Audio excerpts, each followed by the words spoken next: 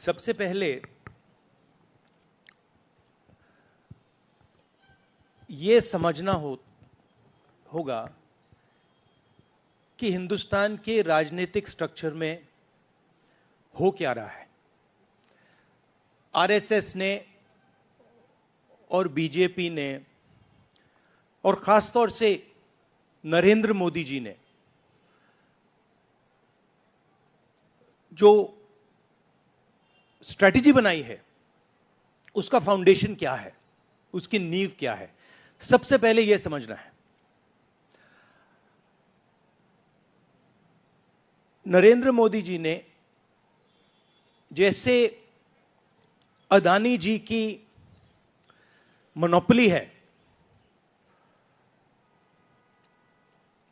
Ports पर, infrastructure पर, defence में, वैसे नरेंद्र मोदी जी ने पॉलिटिकल फाइनेंस की मोनोपोली बनाई है। कैसे बनाई है?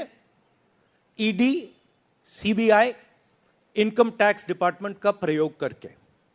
अगर आप बॉन्ड स्कीम्स को देखें तो उसमें साफ दिख जाता है कि नरेंद्र मोदी जी ने, बीजेपी ने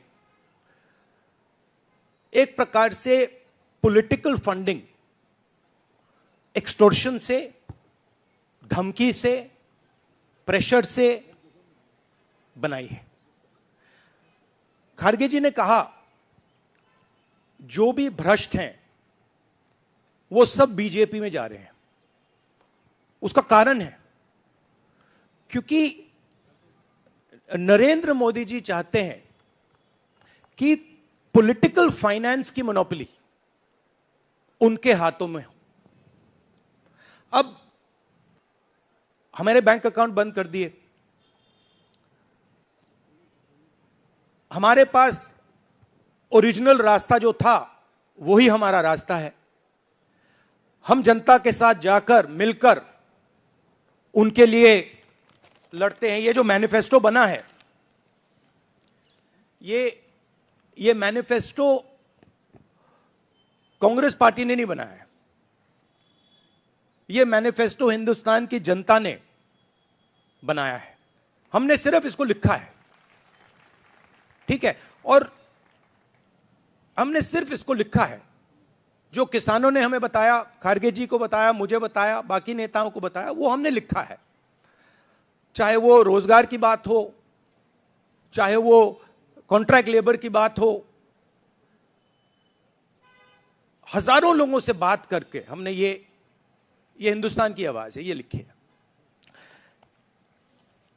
मगर जो राजनीति में आज हो रहा है वो क्लियर है कि सब पार्टीज को नरेंद्र मोदी, ईडी, सीबीआई, इन इंस्टीट्यूशंस को कैप्चर करके फाइनेंशियली मोनोपोली बना रहे हैं अपनी। और चुनाव के बाद रियलिटी है कि ये जो फाइनेंशियल मोनोपोली बड़ी इंटरेस्टिंग चीज है, क्योंकि सारा इंफॉर्मेशन, सारा का सारा इंफॉर्मेशन, किससे एक्सटॉर्शन किया है, किसको कॉन्ट्रैक्ट दिया है, कॉन्ट्रैक्ट देने के बाद उसने कितना पैसा दिया है, वो पूरी ब्लूप्रिंट, पूरी की पूरी ब्लूप्रिंट इलेक्टोरल बॉन्ड्स में लिखी हुई है। तो नरेंद्र मोदी जी ने आज नहीं तो कल ऑपोजिशन को पूरी chargesheet, proof sheet electoral bonds के थ्रू पकड़ा दी है। तो इसीलिए थोड़ा टेरर हो रहा है उनको, इसीलिए नंबर निकला है 400 पार। इसलिए ये महाराष्ट्र में हमारे नेता ले जा रहे हैं, हरियाणा में सब जगह हमारे नेता ले जा रहे हैं, क्योंकि इनको लग रहा है कि भैया अगर 400 पार नहीं 180 हो गई, 160 हो गई, 140 हो गई तो नैया पार हो जाएगी। 2019 में ये शुरू हुआ, आज ये एक तरह पीक पे पहुंच गया है। हिंदुस्तान के सारे इंस्टीट्यूशंस उनके हाथ में हैं, पॉलिटिकल फाइनेंस की मोनोपोली उनके हाथ में है। CBI, ED, income tax, EC, ये सारे के सारे बीजेपी के हाथ में है, बीजेपी के कंट्रोल में है। तो जैसे मैंने अपने भाषण में कहा, cricket match is a rigged match. Cricket match is not a fair match.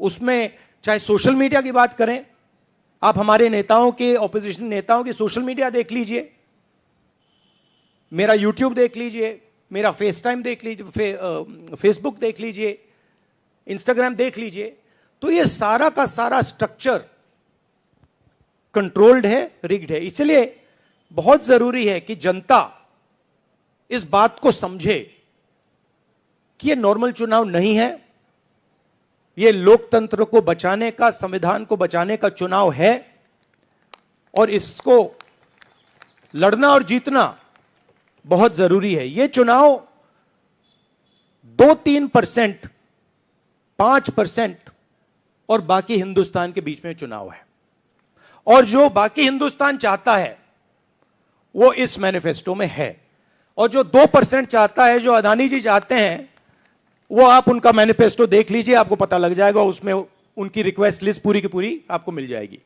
India गठबंधन में डिसीजन लिया गया है कि हम मिलकर एक साथ आइडियोलॉजिकल चुनाव लड़ रहे हैं। चुनाव जीतने के बाद लीडर कौन होगा, प्राइम मिनिस्टर कौन होगा, वो पूरा का पूरा जो कोलिशन है वो मिलकर डिसाइड करेगा।